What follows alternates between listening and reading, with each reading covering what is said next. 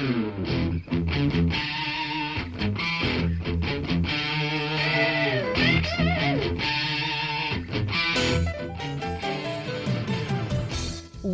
to Thriving Entrepreneur with your host, Steve Kidd, third-generation minister and 30-year business coach.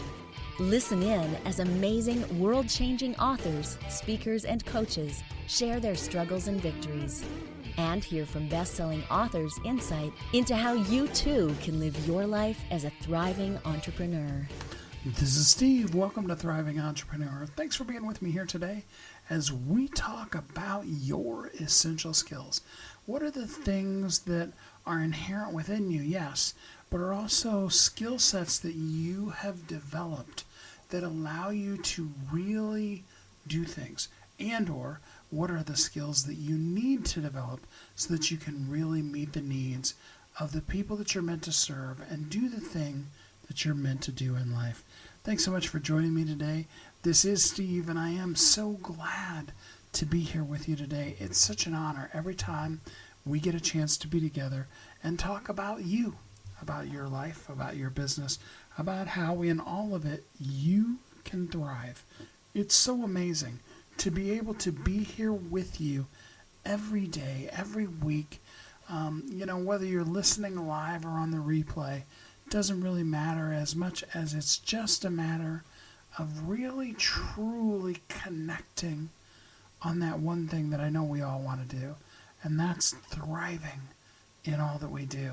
It's so important, and I'm so grateful for you for all that you do to make the difference that only you can make in this world. What are essential skills? Well, it might be some basic skill sets. If you were a mechanic, you would need to have some basic mechanical skills in order to work on a car. It may be more, like mental skills. What are the mental kind of things that you need to get your mind in the right place to be able to get and do those things? And it may be emotional skills. What are some of the things that maybe hold you up and some of the things that you're really great at emotionally that allow you to connect, allow you to be, allow you to thrive? And how can you then use those skills to build an empire, to be able to really share with the world who you are and make the difference that only you can make? Speaking of making a difference, I have 3 amazing guests here for you today, and they're going to help us learn how to live as a thriving entrepreneur. Let's jump right in to our first guest. Join me in welcoming Ari Tula. Hey, Ari, how you doing today? Hey, thank you. I'm doing really good. Thanks for being here with us. Start us off by telling us a little bit about you and how you show up in the world. I'm a Finn who's been now living in the Bay Area for about 15, 16 years. And in my life, I've been kind of doing 2 things. I was an athlete at a young age and also got deeply into computers early, 80s and then 90s, started to, play video games and, build websites and stuff like that. And that kind of dragged me in later. And since then, I've been doing quite a few things in the tech. And the last about 15 years, I've been working in healthcare, building 3 different startups in healthcare space. What is the current startup that you're working with? What are they doing? The current one I'm in is called ELO Health, ELO.health. What we do is we're trying to turn food into medicine. We all know that, Hippocrates said maybe 2,000 years ago that, food be thy medicine. And I believe in that. And I think, there's a lot we can improve in our health if we can make food to be a bit better for us. And how do we do that? We use the latest wearable devices and blood biomarker testing at home and health assessments that you can do. And then we take the data and use AI to build you the right nutrition plan and send you nutrition right to your kitchen counter. Today we do supplements that are personalized to you based on your blood work. We do a protein product that is a powder that is personalized to you based on your activity data, your wearable devices, your goals. And then the latest product we have is pretty cool. It's 3D printed gummy vitamins. So we 3D print the gummy vitamins for you to go based on your blood work or your health assessment. and you can get 7 pills in a one gummy vitamin. So that's been something that people are really quite excited about right now. So currently it is more in the powders and supplements and vitamins area, but you'd like to get to the place where it's at the actual food so that, like, when you sit down to dinner, that's what's on your table. Is that the goal, or am I misunderstanding that? Yeah, that's the long goal. And the thing is that we took this goal 3 years ago that how do we do and how do we get to be food? How do we make food to be more medicine? And the challenge really was that we have too little information, science today as humans. We haven't really done a lot of studies. We don't know a lot about what is the ideal diet, and we are getting better and better as a scientific community today. But what we do know is that we can measure certain things like vitamin D level or cholesterol or your A1C level, your blood, marker for diabetes, and then we can do certain things to improve them. You can do medicine. You can also do food and nutrient that can help you. So we've been trying to build a system where we can actually, measure what you need, find your gaps, for example, in your nutrition, and then we can give you the right nutrients, and then we can measure you again to validate that. And that's what we've been doing now thousands of times. And we are starting to have a pretty decent data and understanding. And I'm a firm believer that, in the next, let's say 5 years, we're going to have more and more employers and health plans and even government who will start to subsidize food delivery or even grocery basket for people who are in trouble. And we know most people today have chronic conditions like type 2 diabetes or heart disease that we can likely eradicate and even reverse by better nutrition. So for where we are right now, as we're developing it, what are some of the things that people should be working out for? I mean, do they need to engage with a company like you to know what they need, or are there some things that they should just be doing on their own? That's a great question, and I think there's a lot we can do. And of course, now we are in the beginning of the year in January when half the people in the US they decide to try to lose weight or change their behavior, or maybe read more, be more active, go more to the gym, go running or whatnot. So that's what we do. And then in middle February, most of those people they have decided not to do it anyway, and they decided that that wasn't for me or whatever. We tried it every year and we often can't do it. So companies like Elo, what we can do is to help you to make those changes. So at Elo, for example, like I said, we do the data collection, we do the blood testing, and that's really important. I think if you have never done a full blood panel, for example, I highly recommend people to do it because what we know at Elo, where we have relatively healthy people and thousands of them, and they come to us and they test their blood, many people most people find out that they have something on the red or yellow. They might have an issue with the vitamins or minerals or inflammation or just the lipid panel, the triglycerides, the cholesterol, or the A1C. And that's really the thing. I think everyone should do every now and then, maybe every 2 years, you should do like a proper health panel and a health test and the blood test as well. And then what companies like Elo can do really is to help you to take these changes and make them easy. Like Elo at Elo, we deliver you the nutrients right into your home every month. So we make it very easy. They come to you. You don't have to go to a store to pick them up and buy them. And we also make sure that you get the right ones, not the wrong ones. If you go to Walgreens or Whole Foods, you're going to buy supplement bottles. How do you know you get the right ones? We have spent a lot of time in science. We have, PhDs and doctors and others to help us to build the right thing for you so we can do the thinking. You don't need to do it. So that's just the one example. I love that so much. And you're so right. Yeah, I mean, that complete blood panel, because almost always, even when we go to the doctor, they're looking for something really specific and they'll do very little of all of the things that can be seen in your blood. So that's really cool. So, what are some of the lifestyle things that a person should be changing that, we all know we should be doing, but we just aren't? Yeah, so my background and why I do what I do. So coming from, let's say, mobile gaming and the world of apps and mobile devices that I did before, I got to healthcare because my wife had a health issue 20 years ago. She had a thyroid tumor that led into autoimmune diseases and medication that made it impossible to get a family. And I mean, we were young and in love, and you want to have a legacy. So we spent about a decade of trying to find a solution, and food in the end helped us to get the family. And it was pretty unbelievable. But you have two kids who remind you every day that food can be medicine and is medicine for my family. So what are the things that we did in my family, for example, was that we went to very kind of like whole foods type of diet. We started to eat very little sugar.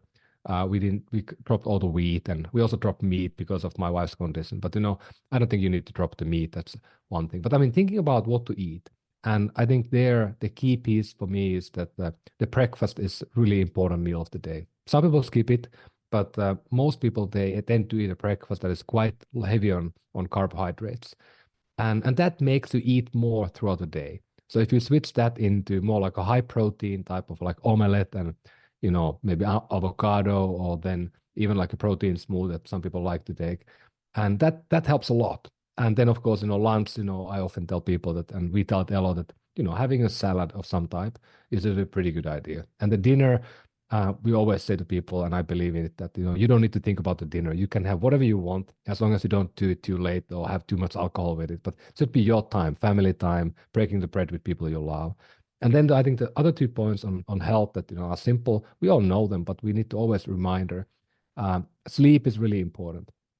Sleep is maybe the most important thing, and with sleep comes also mindfulness in a way that we are too stressed often, and we can't sleep because we are stressed, or we're feeling sick, we can't sleep. So we have to fix sleep, and it not always easy, but sleep is super important. I try to sleep every night 7 or 8 hours, and it makes me function much better. And then the last thing that is important, we all know, is exercise and activity. I call it movement because to me it doesn't matter if you run or walk. You need to go out. And I go out into the forest every day, and it really helps me to be who I am, and it has a huge benefit every day. And I mean, I'm also an athlete. I run and cycle, whatever. But you don't have to compete. You don't need to run, like I said. You can just walk around in the forest, and that will make you healthier. So I think the thing is that our mothers, they knew what to do, right? They told us that long time ago. We just have forgotten that a bit. I love that. I love that so much. So, give us some ways that people can engage with you and the company and take the next step from just listening to this interview. I'm trying to be very actively, speaking about health, nutrition, wellness. I usually use LinkedIn, and I also go around and speak a lot in different events and stuff. And you can find Elo at elo.health. And as I said, we have 3 products today. We have supplement pills, we have powders, and then we have the new really cool 3D printed gummy vitamins that also taste great. And you can follow us in Instagram and LinkedIn and Facebook and wherever at elo.health. And give us that URL one more time. elo.health. Perfect. Well, before I let you go, give us one piece of encouragement about what being more mindful about what we eat can do for us. I think the beautiful thing about this is that we often think life in a way that we have to be perfect. And many people are kind of type A, and they try to go for perfection. The beautiful thing about food is that our body is absolutely resilient, and you don't need to be perfect. You just do some of the things that I said. For example, the breakfast, to go into more high protein breakfast. Take the lunch in a way that you go low carb as well. I mean, those things are going to help a lot. And of course, the fact of life is that, sometimes, our bodies are in a state that it's very difficult to lose weight. That's, I mean, a lot of us. And we have new things like, the GLP-1 drugs like Ozempic and others, and those can be really helpful. But the point anyway in the food is in nutrition that don't try to make it perfect. Try to do tiny changes, small improvements over time, and it will help. I love that. Well, Ari, thanks so much for spending some time with us here on the show today. Hey, thank you. What a great mindset to have in place so that you can then help thousands, hundreds of thousands, millions, hundreds of millions of people just simply being who you are. You've got to have that mindset in place. And I hope that this interview with Ari really helped you do that, and that you will spend the time during this first commercial break thinking about how you can use your skills to live as a thriving entrepreneur. We'll be right back.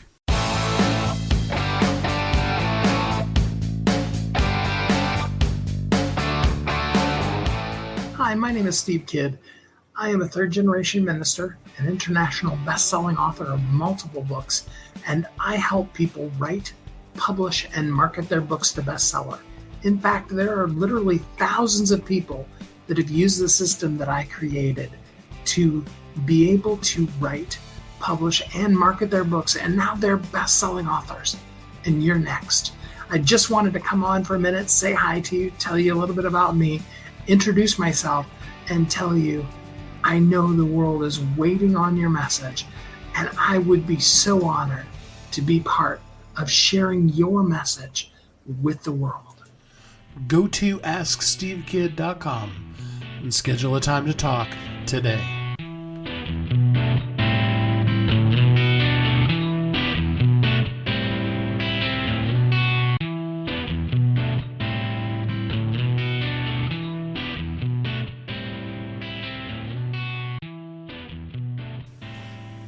This is Steve. Welcome back. Thanks for listening to Thriving Entrepreneur today as we talk about your essential skills. What are the things, both physically, mentally, emotionally, yes, maybe even spiritually, that you need to have in place so that you can make the impact that you were meant to make? How much of a difference can you make in this world when you develop the essential skills? Things that go beyond just your talents, but are things that you've actually honed and developed to be better. And no one's better than this next guest to talk about identifying and developing those essential skills. Let's jump into our next guest. Join me in welcoming David Carter. Hey, David, how you doing today? I'm doing great, thank you. How are you? I'm doing really good, thanks. First off, tell us a little bit about you and how you show up in the world. Well, gosh, I've just turned 65, so I don't think we've got time for that.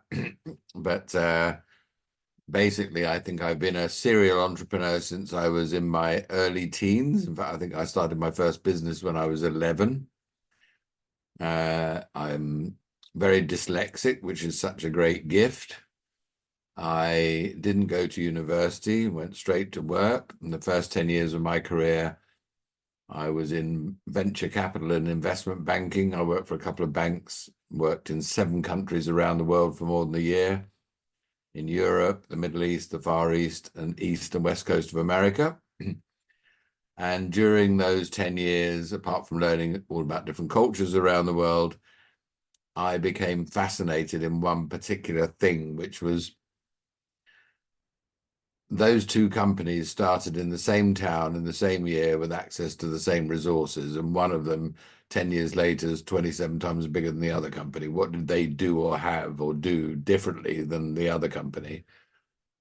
And that, to my research, all boiled down to the character competence of the leadership team and the whole organization. And I became fascinated in that and have been throughout the rest of my life. When I left finance, I did 2 startups as an entrepreneur in the hospitality industry in the UK. We owned and operated golf and country clubs. The first business I built up and sold to a trade buyer. The second one I built up and floated on the London Stock Exchange alternative investment market. Had the thrill and joy of being the best performing share on that market and the ignominy and shame of being the worst performing share on that market during the first 6 months. We were the 16th company to launch on that market, and there's now like 15,000 companies. So that was the Wild West early pioneering days. I then, in 1994, had a tectonic plate shift in my personal life, and I ended up as a single parent to a 7-year-old daughter and a 3-year-old son. and I couldn't juggle being a good dad with being the CEO of an emerging public company, so I resigned, and they made me work my year's notice. But I then, not having a clue what I wanted to do next, kept being approached by people who are CEOs of SMEs, emerging businesses. Oh, can you help me with fundraising, strategy, sales, marketing, board hiring, all sorts of different things that I'd had experience of. And a couple of years later, still thrashing around, trying to figure out what I was doing next, the kids and I went over to my mum and dad's for Sunday lunch, traditional roast, Yorkshire beef, Yorkshire pudding and beef Sunday lunch. And my mum said to me, "Oh, it's going so well for you at the moment, isn't it?" And I said, "Well, it is going well, Mum, but I haven't got any time to figure out what I'm doing next." And she said, "Oh, I thought this was what you were doing next." And on the drive home, I realized I was really loving doing it. I was really good at doing it. It was paying the bills and making a difference. And so over the next 15 years, I built up what eventually became the world's leading chief executive mentoring company. When I left, we had offices in Sydney, Melbourne, Singapore, Abu Dhabi, London, New York, and San Francisco. We ended up being, the world's leading CEO mentoring company. And after 15 years of doing that, I was bored because there wasn't another region to open, and I felt I'd done all of that. But also I wanted to democratize what we were doing with a small number of expensive C-suite customers and democratize it into the whole company. And I was picked up by one of Britain's top 2 or 3 PR gurus who decided to turn me into a brand, the mentor, the world's leading CEO mentor, no doubt. I wrote a book. I spent 3 years doing television, radio, book tours, speaking tours, all about how to become the best version of yourself, which is based on developing your character, which is what my book's all about. And I spent that time trying to figure out what the business was I could put together that would democratize it all. And we needed to use AI and technology. And then Telekey Academy, which is my legacy project, is the business I've been working on for the last 3 years. We finally built the product ready to ship in early October last year. We've now got over a £3 million sales pipeline with a whole slew, 168 of the sort of top companies in the world. And we're working with a university to become the world's first university of character. So I feel that whole journey of 30 plus years of initially helping individuals in the C-suite become the best version of themselves is now eventually cascading into whole organizations. So that's a very quick summary of my career to date. I love it. So you talked early on about that first set of companies and how one did so much significantly better than the other one. And the only real difference, you would have thought the difference was, well, one of them had a rich uncle or something like that. But talk a little bit more about the difference in the leaders and their approach and how much bigger of a difference that made.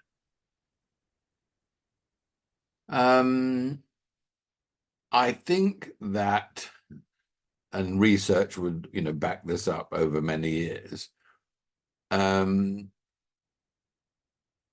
they really cared about their employees. They really cared about their suppliers. They really cared about their customers. They really cared about their community. And they really nurtured all of those different stakeholders, but in particular, the employees. And they almost had a philosophy of how do we help everyone who works for us become the best version of themselves, which tied in with, the mentoring work I'd done for years. And so, they ended up winning best employer to work for in the district, the region, the county, the country, nationally. Their Glassdoor scores were, top drawer. and they really cared about developing people, but they also cared about their suppliers and their customers and their community as well in the same vein. And they had values that they absolutely stuck to, and they understood the key thing, which is what Entelechy is all about today, is that over the last 30 or 40 years, all around the world, in Europe, in India, in America, in the UK, the state education system has had cost cutting, left, right, and center. And all of the things that develop those human soft skills have been eviscerated out of the system, whether it was sport, drama, music, debating society. Debating society helped people develop critical thinking skills. Sport would help you be in a team, lead a team, and all of those things that have been cut out of the state education system. Employers erroneously thought that people just turned up pre-programmed with those skills. And of course they don't. They need to learn them and develop them.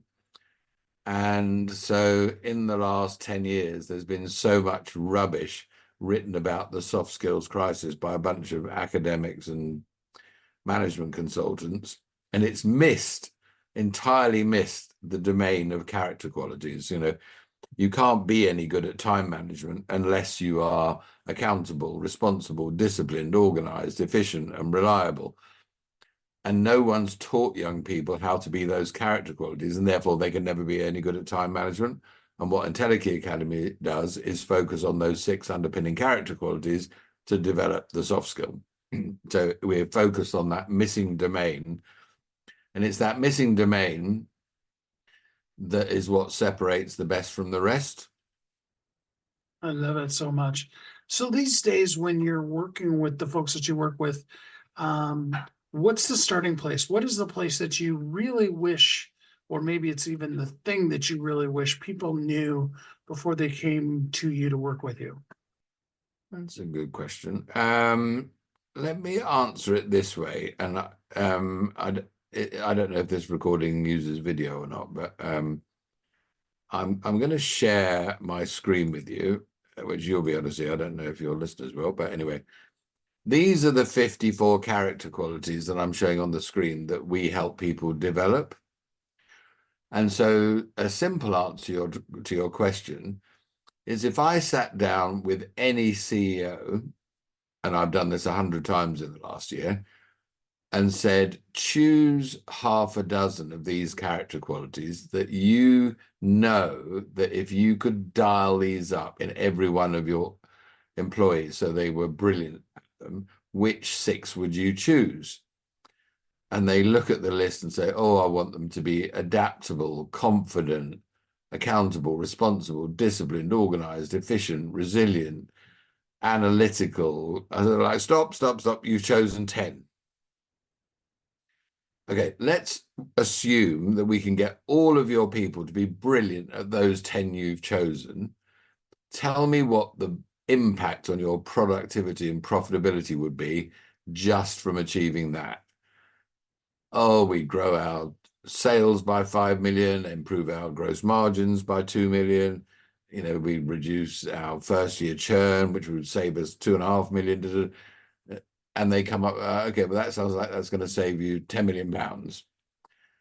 Yes. And then basically we say to them, well, let's assume that we got you to that point and we could save you or help you make 10 million pounds more. If this only cost you 500,000 over the next 12 months to do that program, you're going to get a 20 times return on investment. Now, if we get you to that point and we call that 100%, what score would you give yourself today? And no one's ever gone above 60%. Most of them say, oh, 50, 55, 60%.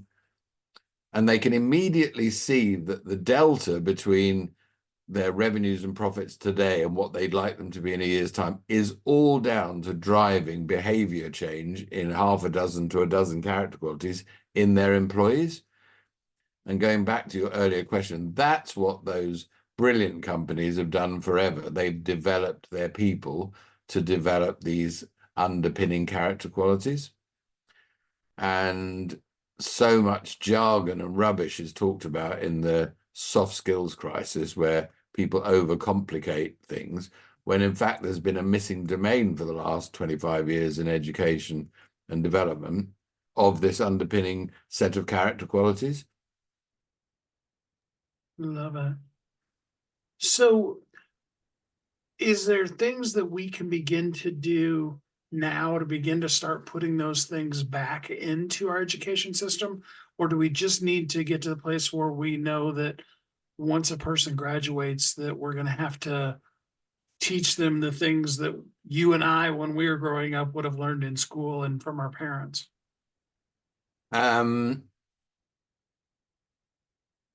Well, the answer is we've got to do both. We've got to assume that everyone who's leaving college or university today doesn't have those skills. In fact, the World Economic Forum came out in November last year with their top 10 skills that are essential requirements for all of the workforce for the next 10 years. And 8 of them are the skills that Entelechy teaches, and 2 of them are what you get from a college or university degree program. So we are partnering with a London university that's at the bottom of the league table and saying to them, right, if you want to turn your fortunes round, let's become the world's first university of character. So we are going to pilot over the next 18 months with a university to see if we can get the students to learn those 54 character qualities in the flow of life and studies. So when they leave university, they can say, look, here's my degree certificate in aeronautical engineering or computer sciences, but look, here's my Entelechy signature, which shows you the dozen character qualities that I've even now got a badge in to prove that I'm brilliant at them. And I promise you, any recruiter who gets a CV and an attachment with our signature, and it shows all the character qualities that they would interview for, is going to get that person right to the front of the queue for an interview. It will also help them get better exam grades as well. Separately, we have a charity that we support called the Association for Character Education, which teaches 2 to 11-year-olds. And they basically, ACE, Association for Character Education, they help the pupils and the teachers in these primary schools develop these character qualities. And they have the most ridiculously amazing outcomes for their students. Great exam results, great, move on to the next school, amazing relationships with the parents and community involvement. And so character is definitely the way to change the world, one human being, one day, one character quality at a time. But if you think of all the problems facing the world today, which are endless, the only way we can solve those problems is by raising people's consciousness. And the way you raise people's consciousness is developing their character. I don't know if you know the story about the word entelechy. The word was coined by Aristotle, the philosopher, 2,500 years ago. So the entelechy of an acorn is an oak tree. The entelechy of a caterpillar is a butterfly. And the entelechy of Steve is the ultimate version of Steve with all of his potential fully actualized. And Aristotle went on to also say that character determines destiny. And what he meant by that was we all end up in life wherever we end up as a direct function of our character. And so going right back to where this conversation started, those companies that got it and achieved those amazing results developed the character of their people, their suppliers, their community, and the whole system. I love that. So for a person who would like to go deeper with you, how can they get in contact with you? The best place to go is www.entelechy.academy. We also have a very vibrant LinkedIn page where there's research and lots of other things going on as well. But the best way to follow us and see what we're doing or to get involved is to go to our website or to LinkedIn. if you want to experiment with the product, that would be the best way. I love it. Well, David, thank you so much for what you're doing in the world and for spending some time with us here on the show today. Steve, thank you very much indeed for inviting me, and I've really enjoyed the conversation. So thank you. Best wishes. Did that help you think about what are some of your essential skills and maybe how to identify them? And then how you can use those to rapidly grow yourself, to be the best version of yourself, to do the things that only you can do in this world. I think that's so important, and I hope that you got some really great tips out of that interview. We're going to take another break, and then we'll be right back here on Thriving Entrepreneur. Don't go away.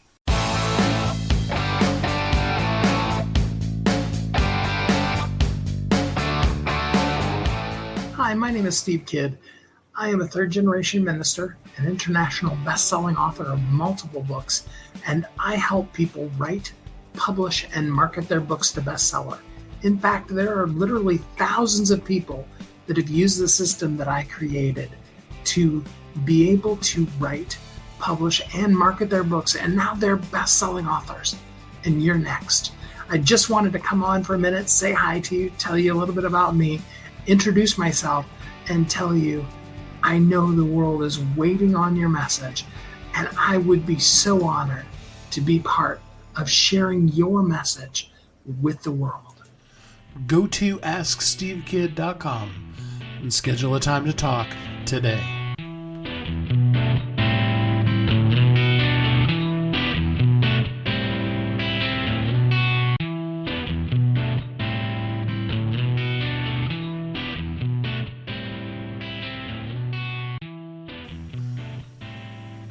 This is Steve. Welcome back.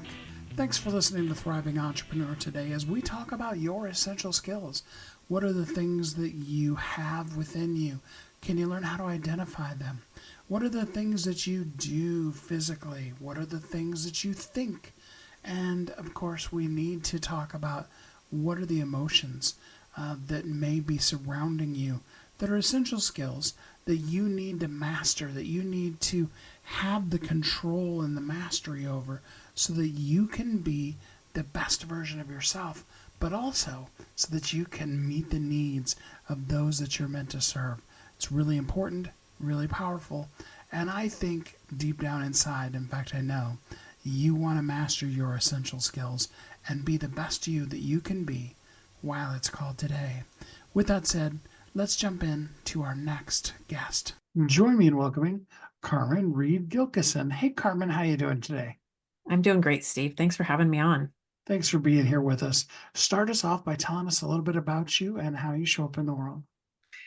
Yeah, so I am a certified online business manager and whole person coach. And my business partner and I are co-founders of Encore Empire, where we help seasoned female entrepreneurs cut through the online noise of too many options, too many tactics, and too many shoulds. And I show up in the world with support, with empathy, and a lot of humor, because let's face it, building a business isn't easy. Oh, I love that. So basically what you're saying is you help female entrepreneurs not should themselves. That's right. That's exactly it. I love it. Let's talk a little bit about business strategies. What does being a business strategist mean to you? So if you're like most people, your listeners, and if you're like me, when I got into this whole online world, you don't know what you don't know. So you start taking a lot of courses, and that's great. We do need to learn. However, I did all the things like website, copy, SEO, all the things, and all of that added to my skill set, but none of it taught me how to build a business. And so for Deidre, who is my business partner, she's a CPA, we come together and we like to say that we teach the business of business. So we help with marketing, we help people connect with their audience on an emotional level, which is critical, but we also teach them how to assess opportunities that are coming their way, how to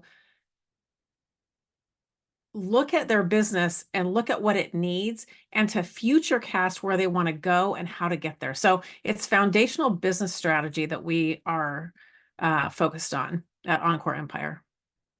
I love that so much. So what's kind of the starting place? Most people find themselves having done a lot of things without a strategy. What Right. is the place we should start so that we actually begin to develop a strategy? The thing that we notice that most people don't do is they don't take time to work on their business. They spend most of the time working in their business. And that's where the whole shiny object syndrome comes in and the whole shoulding themselves because they think I should be doing this or I should be doing that, or they see someone over here doing something and they say, well, look, that is working for that person. I should do that. Well, we don't ever know why someone's doing something because we only see the tip of the iceberg, right? That you're seeing what they put out into the world, but who knows how many hours, days, months, years went into a strategy, if there even is one, that led them to doing whatever it is they're doing. And so, one of the main things people don't do, and that we teach our clients to do, is to set aside 2 to 4 hours per week of CEO time. And this is the time during the week where you're going to focus on what your business needs. Where do you want it to be in 1 year, 3 years, 5 years from now? And what will it look like then? Because what we have to do is we have to say, if in 1 year I want to hire a VA or a marketing agency or something like that, we need to start looking at, well, what will that cost me? And then we look at, what am I bringing in now? How many sales is it going to take? What do I need to add onto my offers potentially? Or how do I increase my marketing to get more in so that I can meet that goal and hire that person? So it's really future casting. It's looking at your needs in the future and figuring out, reverse engineering back from there to figure out what you need to be doing today to get you there. I love that. So do you typically like to work with people right at the beginning, or do you find that you usually are working with folks who are, have started the process, but then they just need help getting across the finish line? Yeah, so we work with people that run the gamut. We've worked with people who are just starting out to people who've been in business for 30 years. And I will say that we love working with all of them. It is a matter of setting expectations for where you are in your business to what kind of result you're going to get. So we can get people results, but it's going to look different from someone who's coming in brand new to someone who's been in business for 30 years. Someone who's been in business for 30 years, they have things going. They've gotten sales, they understand their business, and maybe they've hit a dry patch or something's happened in the marketplace or the world, that has changed things for them. And for some reason, what they were doing isn't working. That's what we hear the most. What I was doing before, it isn't working anymore, and I don't know why. Well, someone who's coming in brand new, they don't know what they don't know. So they may have taken some courses, they may have some understanding, they may have some corporate experience.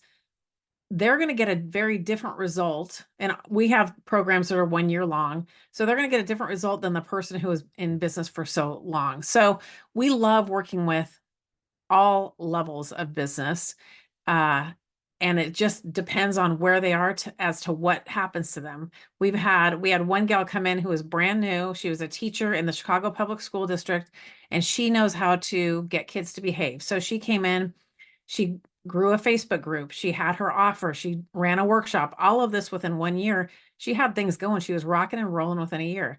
We had one gal come to us who had been in business for 30 years. She was a brand designer or brand strategist, and she focused on messaging. Well, for some reason, what she was doing, suddenly stopped working. It was that whole thing that I just mentioned that people come and say to us a lot is what I was doing before just isn't working. And so for her, it was a matter of let's look at how is your messaging landing? And the funny thing is, she was a messaging person, but we had to focus on her messaging. And boom, within 3 months, she was landing contracts and things were going from in the red to in the black. So, no matter who we work with, it's so much fun to watch their progress. You brought up something really good, and you talked about 3 months later. And I think a lot of times people get into coaching and they're looking for you to be magic, to come in with your fairy wand, bop them on the nose, and then everything just changes instantly. Can you talk a little bit about, the fact that it is a little bit of a process and not quite like Cinderella on the night of the ball.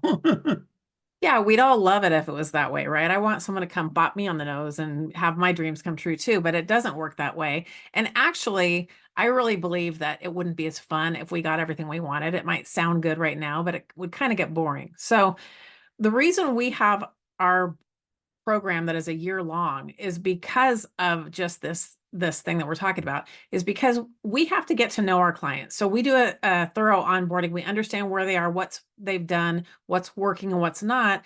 And then we look at, well, where do they want to be? And we do what I just mentioned earlier, which was reverse engineer back and figure out the plan. So that's the first thing. But then we have to implement the plan. And when they implement the plan, then we have to see what happens when you do these things that we decided you're going to do, and they decide as much as we do. We don't tell our clients what to do. We work with them and we want to match what they want to do, not what they think they should do. It goes back to that whole shitting thing. We want it to be a good match. So if we lay out a plan and they start implementing, well, that's not the end of it. Now we have to look at what happens when you implement.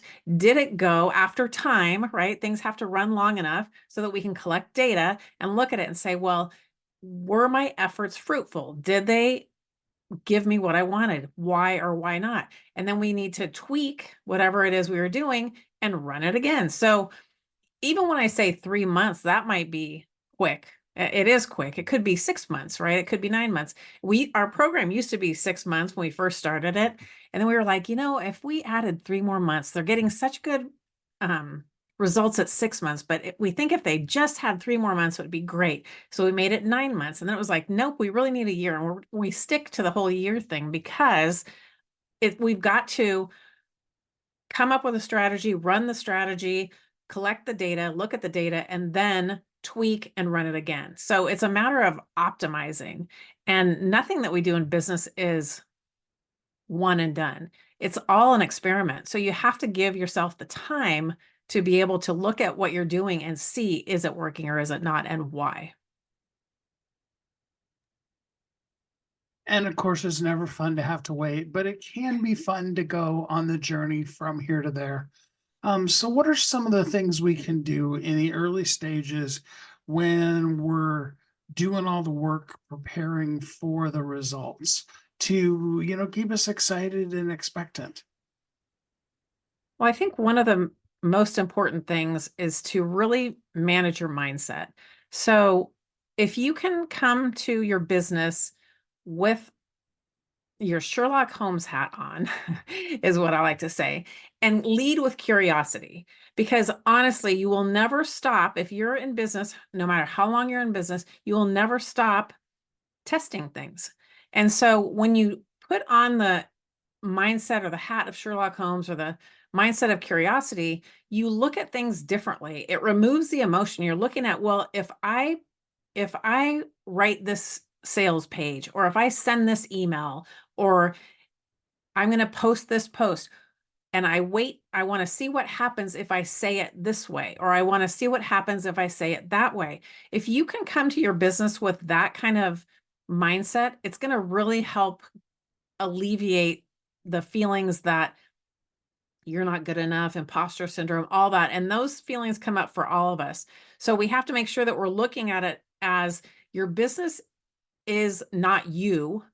You are not your business. Your business is a separate entity and you are the steward of that business. So your job is to come in and give the business what it needs to grow. And so that comes in the form of, how am I going to market? How am I going to sell? How am I going to do this? And if you can look at it all with curiosity as you go, it just really helps streamline and keeps you in the right mindset to not get bogged down by what you might take as personal failures otherwise.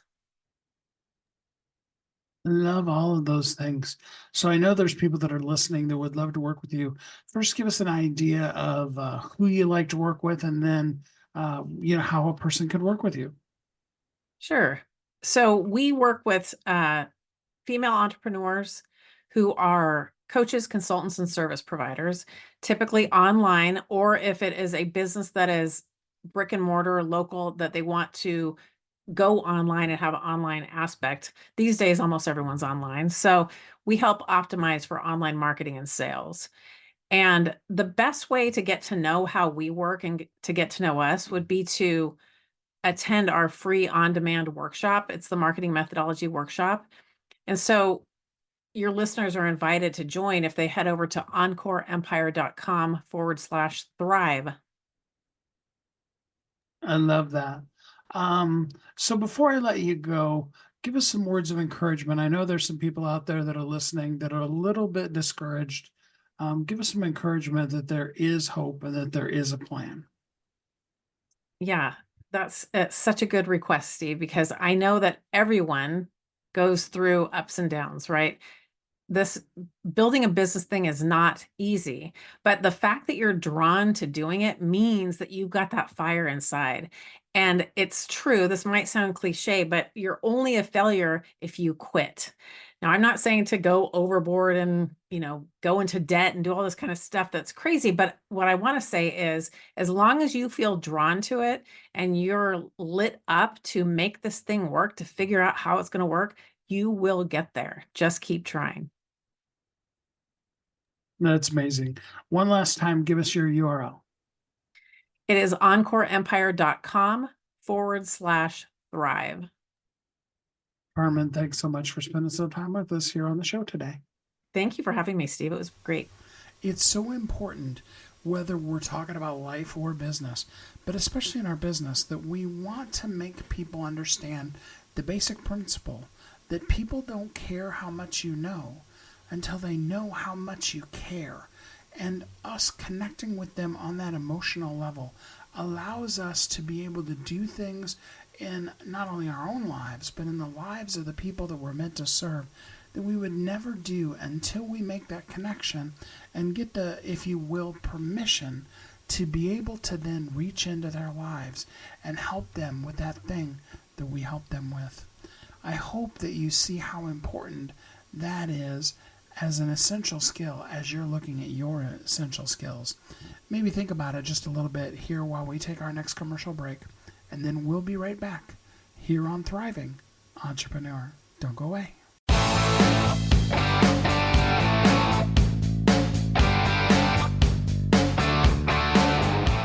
Hi, my name is Steve Kidd. I am a third-generation minister, an international best-selling author of multiple books, and I help people write, publish, and market their books to bestseller. In fact, there are literally thousands of people that have used the system that I created to be able to write, publish, and market their books, and now they're best-selling authors. And you're next. I just wanted to come on for a minute, say hi to you, tell you a little bit about me, introduce myself, and tell you I know the world is waiting on your message, and I would be so honored to be part of sharing your message with the world. Go to AskSteveKidd.com and schedule a time to talk today.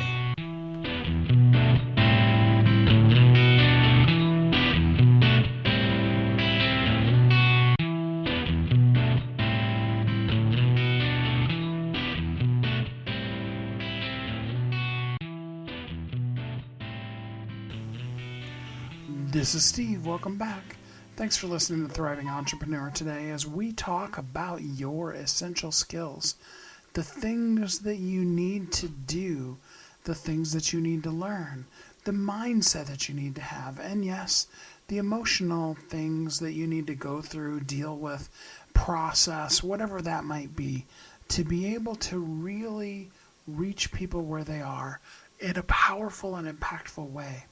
And I hope in all that we talked about today that you found some really good tips on how you can develop your essential skills, whether it be your physical skills, the talents that you have with your hands and your physicality, or it be your more mental skills and the things you can do with your mind, or your emotional stuff. And although we didn't have a guest that covered it, I do want to make sure that we point out that there are parts of your spiritual skills that you need to develop too. Regardless of, exactly what you believe, there is that element of, that inner us, that is that spiritual nature of it. And we need to spend the time to develop that, to grow it and not just take it for granted as well.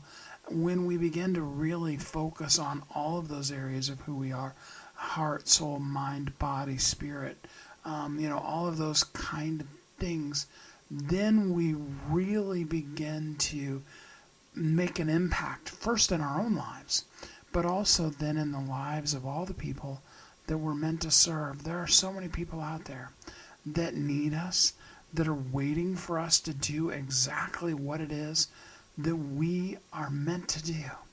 And all that they need is for us to be able to take the time to hone our essential skills so that we can then maximize that thing that we like to call today. We put so much pressure on ourselves so many times to get it all right every time, and it's not really about that. It's about doing your best, understanding that sometimes we fail, sometimes we're exhausted, and the best thing that we can do is take a nap. And whatever that might be for while it's called today, I really challenge you to just be able to let go, as it were, and to really be able to do the thing that you can do. I love it. A good friend of mine, Sid Bauman, I knew him so many years ago, but Sid had a great saying.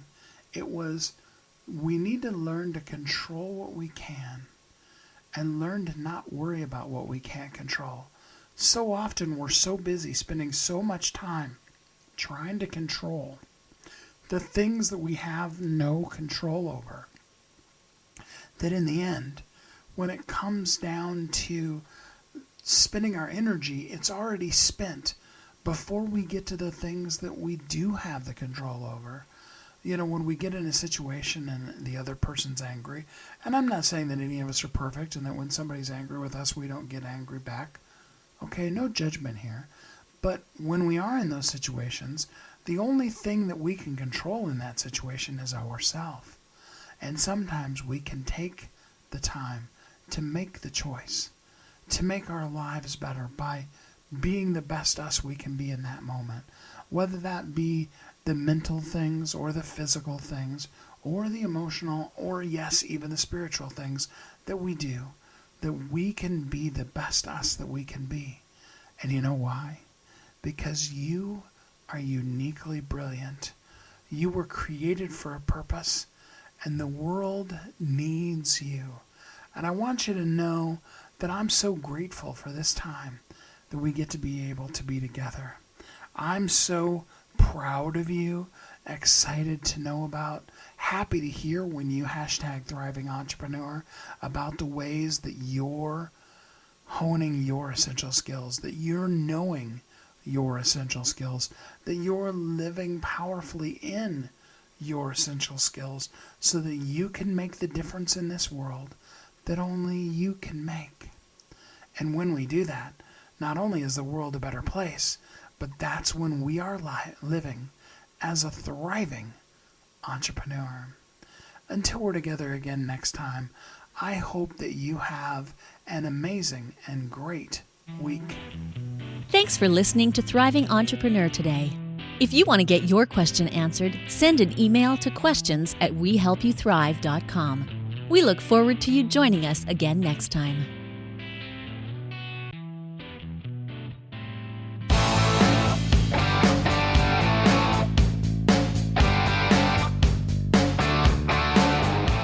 Hi, my name is Steve Kidd. I am a third-generation minister, an international best-selling author of multiple books, and I help people write, publish, and market their books to bestseller. In fact, there are literally thousands of people that have used the system that I created to be able to write, publish, and market their books, and now they're best-selling authors. And you're next. I just wanted to come on for a minute, say hi to you, tell you a little bit about me, introduce myself, and tell you I know the world is waiting on your message, and I would be so honored to be part of sharing your message with the world. Go to AskSteveKid.com and schedule a time to talk today.